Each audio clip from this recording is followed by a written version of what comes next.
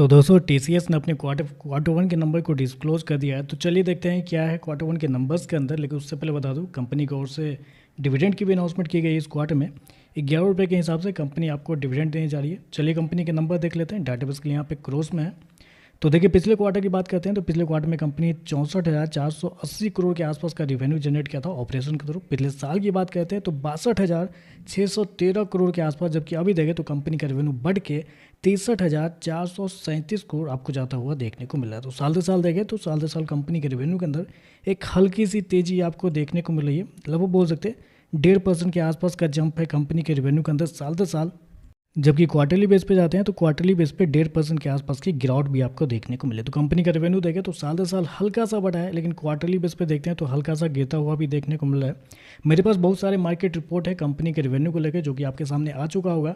उसमें अगर आप गौर करते हैं तो हर एक ब्रोकर का मानना था कि इस क्वार्टर में कंपनी का जो रेवेन्यू है वो लगभग 64,000 करोड़ के आसपास आता हुआ देखने को मिलेगा। हर एक ब्रोकर का जो एवरेज अनुमान आपका निकल के आता है वो आपका निकल के आता है 64,200 करोड़ के आसपास, जबकि कंपनी ने यहाँ पे रेवेन्यू कितना शो किया है 63,437 करोड़ के आसपास। तो आप कह सकते हैं थोड़ा सा बिलो एस्टीमेट आपको देखने को मिल रहा है कंपनी का रेवेन्यू।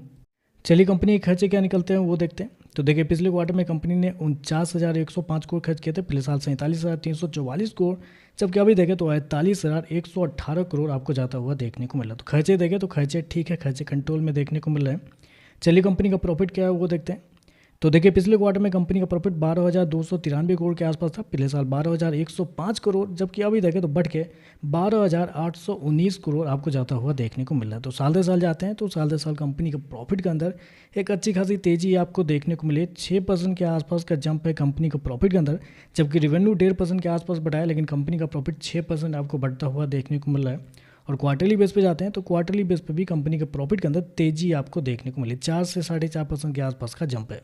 तो कंपनी के प्रॉफिट देखें तो अच्छे आपको देखने को मिले। मेरे पास बहुत सारे मार्केट रिपोर्ट है कंपनी के प्रॉफिट को लेके भी, जो कि आपके सामने आ चुका होगा। उसमें अगर आप गौर करते हैं तो हर एक ब्रोकर का मानना था कि कंपनी का प्रॉफिट लगभग 12,000 करोड़ के आसपास आता हुआ देखने को मिलेगा। जो एवरेज अनुमान निकल के आता है वो आपका निकल के आता है 12,200 करोड़ के आसपास। तो यहाँ पे देखें तो जितना मार्केट का अनुमान था उससे बेहतर आपको देखने को मिल रहा है।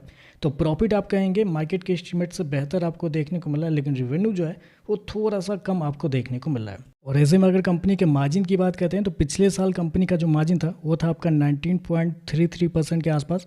पिछले क्वार्टर में देखते हैं तो 19.06% था, जबकि इस क्वार्टर में देखते हैं तो कंपनी का मार्जिन बढ़ के 20.20 आपको जाता हुआ देखने को मिला। तो मार्जिन देखें तो मार्जिन आपका बढ़ता हुआ देखने को मिला है साल दर साल, क्वार्टर क्वार्टर दोनों।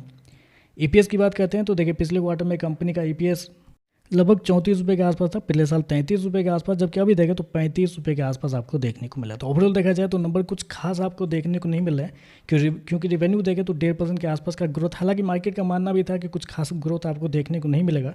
तो रेवेन्यू देखें तो लगभग इनलाइन या उससे थोड़ा सा कम आपको देखने को मिला है। प्रॉफिट बेहतर आपको देखने को मिला है। देखते हैं इस सारे नंबर पर मार्केट का कैसा रिएक्शन आपको देखने को मिलता है। तो चलिए बस आज के लिए बस इतना ही। वीडियो पसंद आए तो लाइक कीजिएगा, साथ में साथ चैनल को सब्सक्राइब जरूर कीजिएगा। धन्यवाद।